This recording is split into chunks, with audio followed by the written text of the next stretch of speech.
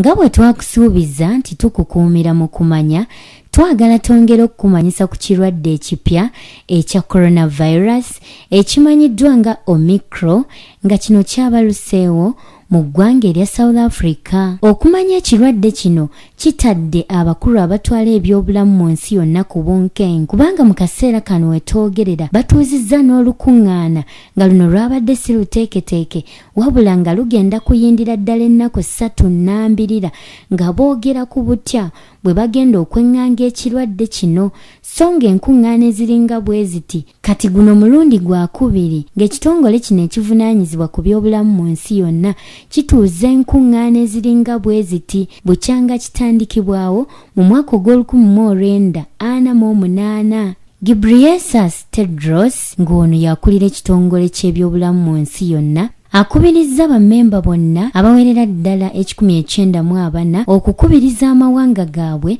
okubeera obulindaala ku kirwadde kino, kubanga kirabika nga kyakuteeka ensi eno ku bunkenke. Okumanya ekirwadde kino ekipya kiraliikiriza abakulu abatwala ebyobulamu mu nsi yonna, kubanga mu kaseera kano bagamba nti eddagala eririwo terisobola kukivumula, naye nga bakyagenda mu maaso n'okunoonyereza okulaba ng'ekirwadde kino kifufuggazibwa oba oliawo nga tekinateeka nsi ku bunkenke nga coronavirus eyasooka bwe yakola. Naye abaffe kyekireetedde abakulu okugamba nti ekirwadde kino eddagala eririwo mu kaseera kano terisobola kukiwonya. Ekireetedde abakulu mu kitongole ekivunaanyizibwa ku by'obulamu mu nsi yonna okweraliikirira n'okutakula emitwe batuuke n'okutuuza olukuŋŋaana olugenda okumalira ddala ennaku 3 okusala entotto ku butya bwe bamazeewo ekirwadde kino ekyeyubudde okuva mu coronavirus, kwe kuba nti ekirwadde kino kikyukakyuka buli kiseera nga nno abakulu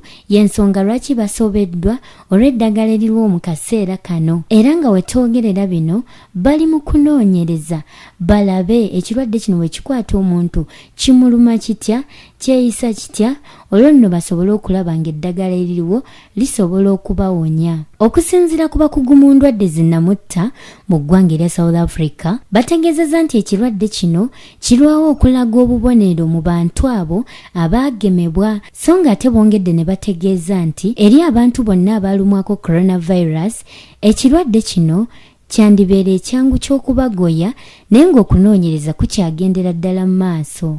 We butuukidde leero nga coronavirus ono yeeyubula mu bika eby'enjawulo, nga muno nno mulimu ekika ekimanyiddwa nga Delta, era nga kino kyasibuka mu ggwanga erya Buyindi. Waliwo ekika ekimanyiddwa nga Alpha, nga kino nno kyava mu ggwanga erya England. Waliwo ekika ekimanyiddwa nga Beta, era nga kino kyazuulibwa mu ggwanga erya South Africa. Gano ekika ekyakasembayo okuzuulibwa kyekika ekyatumiddwa erinnya erya Omicron, era nga nakyo kyazuuliddwa mu ggwanga erya South Africa, wabula nga kino kyogeddwako okuba ekikambwe ennyo era ng'ensi yonna erabuddwa okubeera obulindaala. Mu kaseera kano ekirwadde kino ky'owulira ekyeyubudde okuva mu coronavirus nga kyatuumiddwa erinnya Omicron kiddukira ku misinde gya yiriyiri, era nga wetwogerera kimaze okubona amawanga okuli Germany, Netherlands, Australia, Hong Kong, Scotland, Italy, United Kingdom, gano kw'otadde n'amalala. Amawanga okuli Isirairi, Morocco, United Kingdom, America, gano kw'otadde n'amalala mu kaseera kano tegakkiriza bantu kuva mu ggwanga lya South Africa kugayingira, so nga n'amawanga amalala mangi gagenda geekuniza okuggala ensalo zaago okulaba nga gaziyiza ekirwadde kino obutagagoya ng'ekirwadde kya coronavirus ekyasooka bwe kyali. Mu ggwanga lya South Africa ekirwadde kino gye kyavudde, abantu abali mu 3,000 n'okusoba be baakakwatibwa, era ng'okusinziira ku kitongole eky'ebyobulamu mu ggwanga lino bategeezezza nti abantu 9 ku buli 100 abafuna obulwadde buno kibeera kirwadde kyekipya ekya Omicron, wabula ng'ekyomukisa omulungi mu nsi yonna tubadde tetunnafunawo mawulire ag'omuntu afudde ekirwadde kino.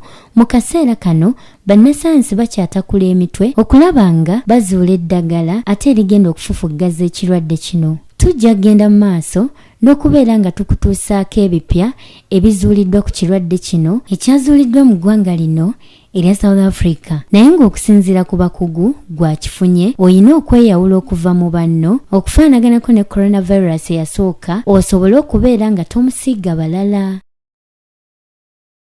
88.8 CBS FM.